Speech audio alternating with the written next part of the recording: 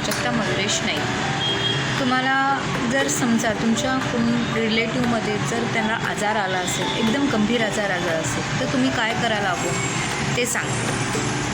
आपण काय करायचं, त्याला चांगल्या चांगल्या गोष्टी सांगायच्या, त्याला आनंद ठेवायचं. त्याचं घरातलं वातावरण जेवढं स्वच्छ राहील ना, त्यानुसार तो मनुष्य वागवतो. पण आपल्याला स्वच्छ करणं, त्या माणसाला तब्येतच ठीक नाही आहे तर आपल्याला त्या घरात राहून स्वच्छ कुठलीही गोष्ट करायनीशी वाटते. आपल्या जवळचाच मनुष्य असेल, पण काय असतं माहिती आहे, जर घर स्वच्छ राहिलं ना तर घरातलं वातावरण स्वच्छ राहतं. जर वातावरण स्वच्छ राहिलं ना तर काय होतं, घरातली पॉझिटिव्ह थिंकिंग घरात व्हायब्रेशन येतं. पण ह्या पण गोष्टी जर आपल्याशी होत नसतील तर काय करा, फक्त एक गोष्ट करा. आपला जो सकाळी उठून आपल्या घरचा पहिल्यांदा उंबरठा पुसून काढा. उंबरठा म्हणजे कुठला, जे मेन गेट आहे आपलं घरात, तिथून आपल्याला चांगले व्हायब्रेशन मिळत असतात. तो जर पुसला ना, आपल्या घरात पॉझिटिव्ह थिंकिंगचं वातावरण निर्माण होतं. ही एक माझी गोष्ट झाली.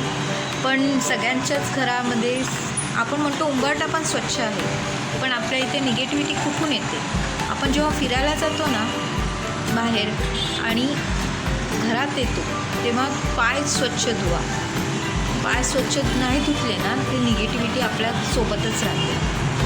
आपण जर फिरायला चांगल्या पद्धतीने गेलो असेल आणि तिकडचं वातावरण जर चांगलं नसेल, किंवा आपल्या काही गोष्टी 2-3 गोष्टी अशा कोणासोबत पण होऊन जातात बाहेर फिरायला गेल्यावरती, ती निगेटिव्हिटी आपल्या घरात येते.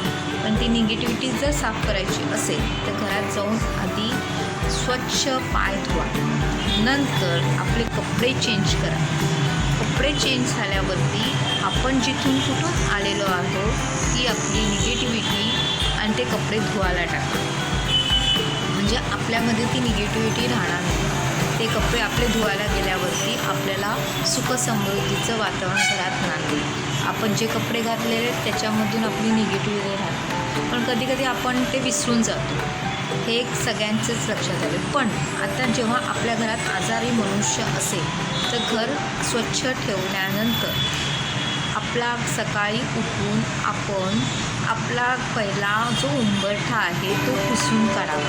म्हणजे घरात आपल्याकडे कुठलीही निगेटिव्हिटी येत नाही. दुसरी, घरातलं वातावरण संगीतमय ठेवावं. संगीतमय म्हणजे काय, आपलं घरातलं वातावरण जे संगीतमय, कुठलं तरी एक असं म्युझिक लावून ठेवायचं, म्हणजे सतत चालूच राहील, म्हणजे निगेटिव्हिटी राहणार नाही. तिसरं, घरातलं म्युझिक जर असेल तर आपल्या घरात चांगले व्हायब्रेशन येतात. आपण पण गाणं गुणगुणवायला लागतो आपण. चौथं म्हणजे घरातलं खाण्याचं वातावरण. आपल्या कुठलंही बनवण्याची आवड नसते, पण ती आवड निर्माण व्हायला पाहिजे. कारण आपण जे खातो ते आपला जो आजारी मनुष्य असेल तो पण खातो. पण ते जेवण बनवताना अशी मनात चांगली इच्छा ठेवायचं, हे जेवण मी त्याला दिल्यानंतर त्याचं आयुष्य सुंदरमय चांगलं होणार आहे. तो दिवसेंदिवस चांगल्या प्रवृत्तीचा होणार आहे. त्याला व्हायब्रेशन माझ्या जेवणातून असे मिळतात आहे की त्याला आनंदमय जेवण वाटतं आणि तो शांततेने जेवतो आहे, तो आजारी मनुष्य. चौथं, आपल्या घरामध्ये तो जिथे मनुष्य झोपलेला आहे त्या ठिकाणी एक बाडगा घ्या काचेचा, त्याच्यामध्ये थोडंसं पाणी टाका आणि त्याचं ते जाडं मीठ असतं ना ते टाकून ठेवा.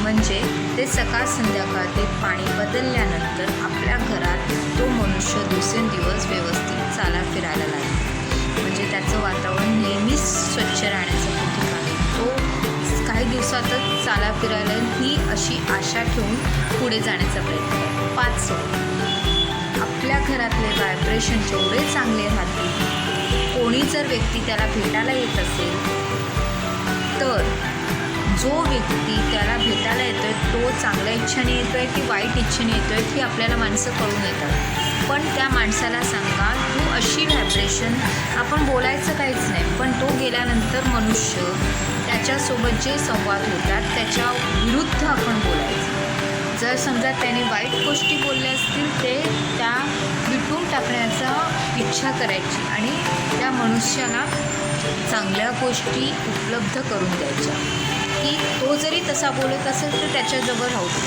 पण मी जे सांगते ते तुम्ही ऐका आणि पुढे जा. काही गोष्टी निगेटिव्हिटीच्या एखाद्या व्यक्ती भेटायला आल्यावरती येतात, काही गोष्टी चांगल्या रीतीच्या येतात, असे दिवसेंदिवस उलटापालट होत राहतात. पण ह्या गोष्टी केल्याने ना तुमच्या मनातले जे विचार आहेत ते संपून जातात आणि तो मनुष्य बरं होण्याचा प्रयत्न करतो.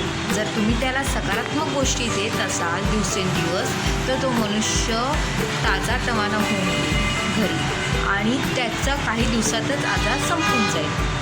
हे जर तुम्ही करून पाहिलं तर त्याची निगेटिव्हिटी आणि त्याचा आजार मुक्त होण्याची शक्यता निर्माण होते. हा माझा हे आहे, सगळ्यांचंच असं मत असेल, पण तुम्ही त्याला चांगले संवाद त्याच्यासोबत साधा, त्याच्याशी बोलण्याची पद्धत व्यवस्थित ठेवा, म्हणजे घरातलं आनंदमय वातावरण ते राहील आणि तो मनुष्य आजारातून मुक्त होण्याची शक्यता निर्माण होईल. Thank you so much. त्याला आजारातून मुक्त कसं करायला हवं हे जर तुम्हाला कळेल आणि घरातनं एक संगीतमय वातावरण ठेवा.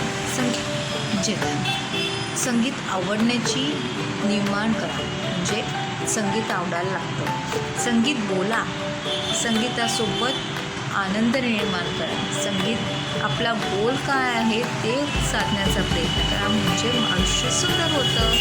सुंदर झालं की आपल्याला आनंद वाटतो. Thank you so much. जर तुम्हाला हा व्हिडिओ आवडला असेल आजारातून मुक्त होण्याचा, तर मला लाईक करा, शेअर करा, सबस्क्राईब करा आणि माझ्या मनातल्या पण इच्छा पूर्ण होतील, तुमच्या पण मनातल्या इच्छा पूर्ण होतील अशी मी आश्वासन देते. थँक्यू.